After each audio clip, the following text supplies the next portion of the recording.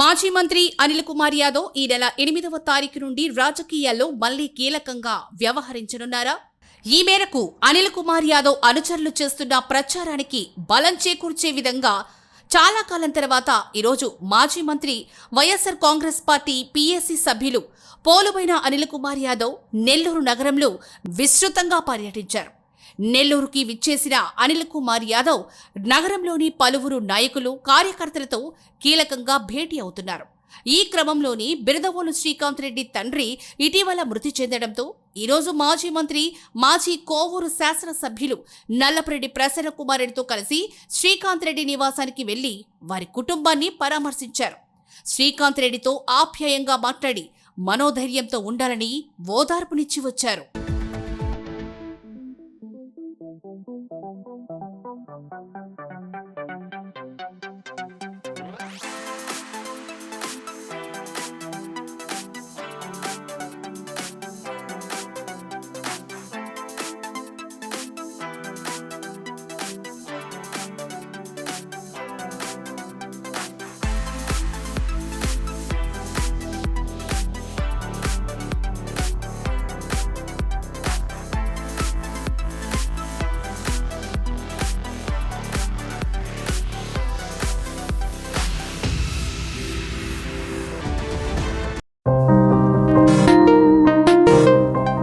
Hello సత్యం, నాన్నకి ఉన్నట్టుండి మూతి వంకరపోయింది.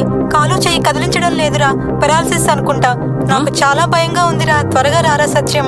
ఏంటి, నాన్నకి పెరాలసిసా? వస్తున్నా అమ్మా. కంగారు పడుకు సత్యం. వెంటనే మీ నాన్నని ఎన్ఎల్ హాస్పిటల్కి తీసుకుని వెళ్ళండి. పెరాలసిస్ వచ్చిన 4.5 hours లోపల ఇంజెక్షన్ చేస్తే పెరాలసిస్ నుంచి రికవరీ అవ్వచ్చు. అవునా? సమయానికి చేతిలో డబ్బులు కూడా తక్కువ ఉన్నాయి. మనలాంటి సామాన్యుల కోసమే సామాన్యుడికి సైతం కార్పొరేట్ వైద్యం అనే నినాదంతో ఎన్ఎల్ హాస్పిటల్ మనకు తోడుగా ఉంది. అక్కడ ఒకరికి ఇద్దరు వెల్ ఎక్స్పీరియన్స్డ్ న్యూరాలజిస్ట్ డాక్టర్లు అందుబాటులో ఉన్నారు. వెళ్ళిన వెంటనే సమయం వృధా అవ్వకుండా ట్రీట్మెంట్ మొదలు పెడతారు.